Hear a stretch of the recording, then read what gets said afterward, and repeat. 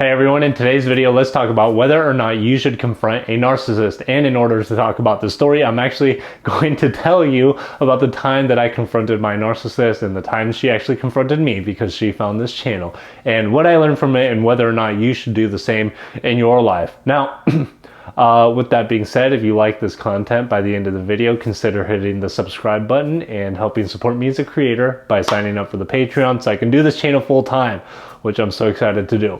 So, here are my thoughts on the whole situation and whether or not this is actually going to be helpful in your life is really the answer that we are all trying to look for when we're discussing should you confront a narcissist that's in your life. And it all comes down to what is going to help your personal growth more. Now, originally when I started making these videos, I hadn't, told my ex-girlfriend that I was making any of these videos because I just wanted to be completely separate. I wanted to go completely no contact, not have any communication whatsoever because I wanted my freedom.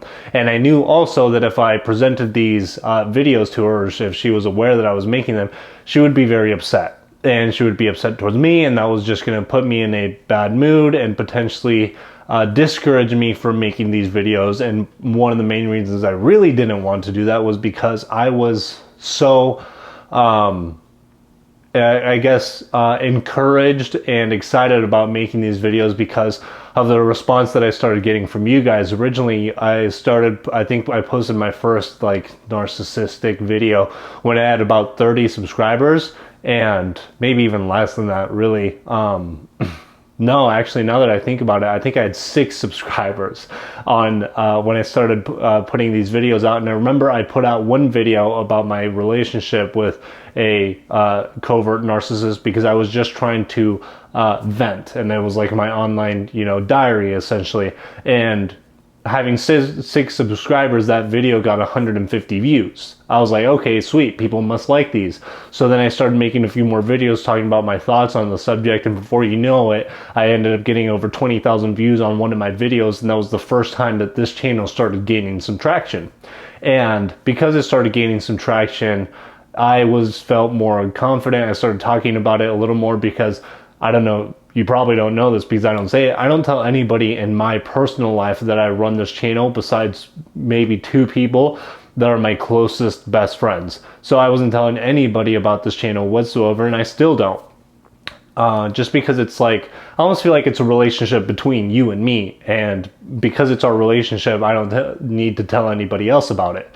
So, the day came finally where one of my videos was definitely getting enough attention to be discovered pretty easily if you were to look up any type of thing that I had been talking about, or that I maybe mentioned that I talked about. So it just so happens that my ex-girlfriend looked up a video with my name on it, and I popped up, and it happened to be a video that was talking about her because it was my most viewed video. And immediately afterwards, she calls me. I didn't know she had watched it, but then she called me and she's like, so why didn't you tell me, that this is what you said in the video and this is what you think and whatever, etc. And it got to the point she was very upset where she was telling me to delete these videos and take them down. And she didn't want me, speaking about her in these situations. And don't get me wrong, I can actually understand the part of her that would not want to be discussed about in this manner because it's not the prettiest discussion to be had. But I told her, privacy is totally ensured. Nobody knows who she is, and that's just completely private. There's nothing there. I'm not exposing her. And I told her I'm just talking about my genuine experiences and what I went through, and it's not meant to be personal towards her. I'm not slandering her. In fact, I wish her the best all the time in many of the videos that I make, and I try to respect her desire, to remain anonymous because of that and whatnot. And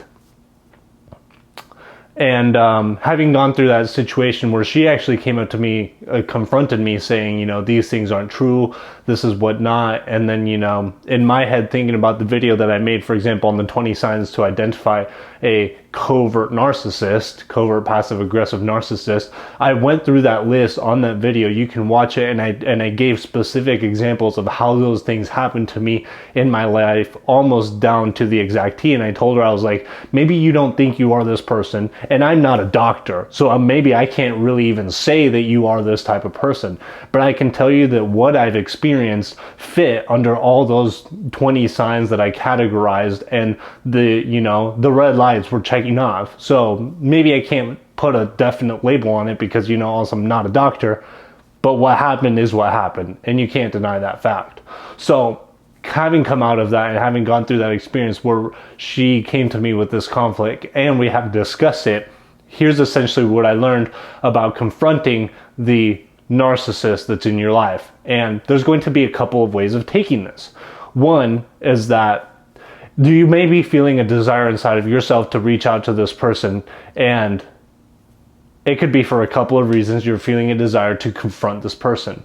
If you're feeling a desire to confront this person, is it because you want to get some sort of reaction out of them?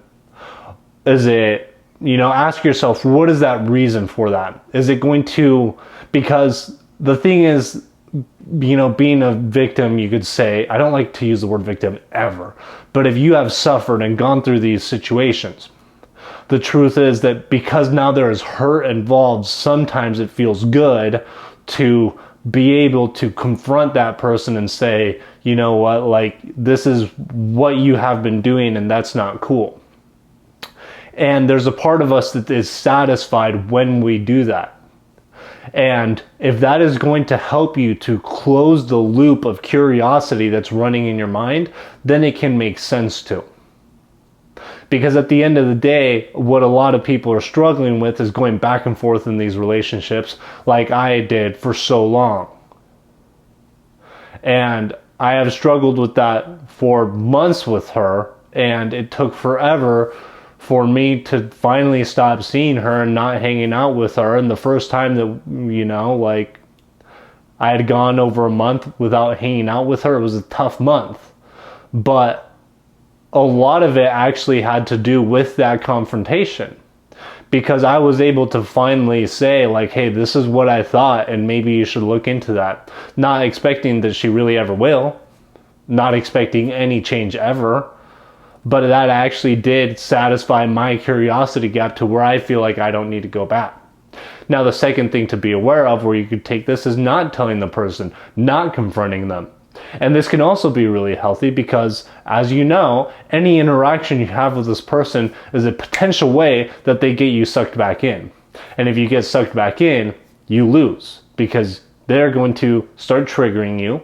They're going to gain control of you. They're going to put you in an emotional high or emotional low and gain control of you. And then all of a sudden, you are stuck in a place where you have let yourself go back sinking down into the place that you didn't want to be. That is the danger of having that conversation with that person. The safe route is always going to be no contact. Completely. And you can know it in your mind. You can be completely satisfied and aware of the realization and solution that you have come to, I guess, without having to discuss it with them. And being a kind and loving person, maybe there's a part of you as well that wants to go out and tell this person for their benefit that, hey, I noticed there are a lot of similarities, if not absolutely exact similarities, where you could definitely be classified and qualified as, a narcissist. And maybe there's a part of you that wants to do that because you want to love that other person and you want to help them maybe improve themselves as a person and become the best version of themselves.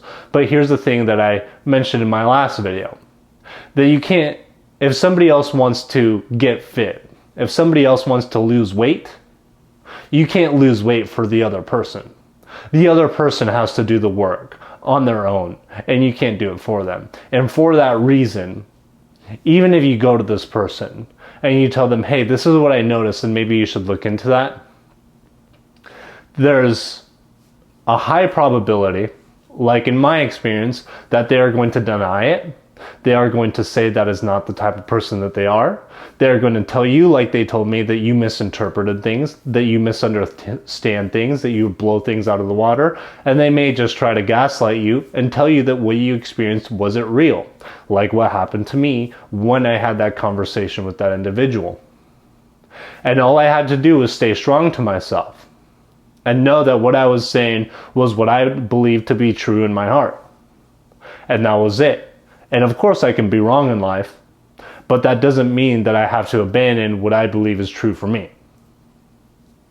So if you are going to have that confrontation, be aware that they may just try to change your mind about it. And that's not going to be helpful to you, and you're going to have to stand your ground.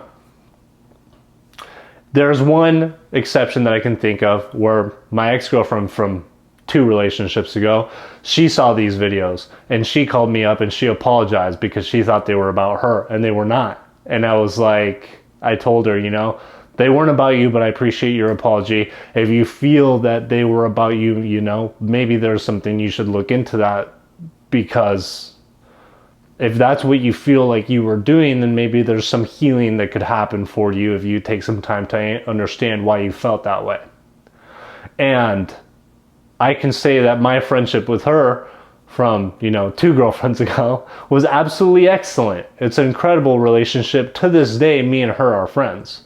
In fact, we might hang out today. She lives in another state. She lives in Seattle. I live in Oregon. She might be driving down to hang out for a couple hours.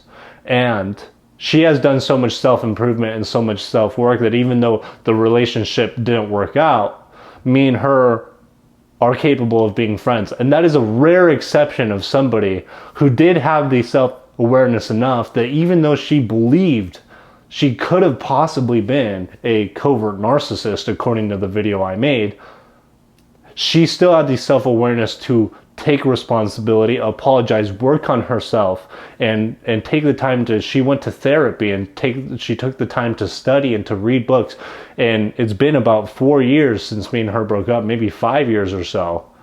I mean, we broke up in like 2015, 2016.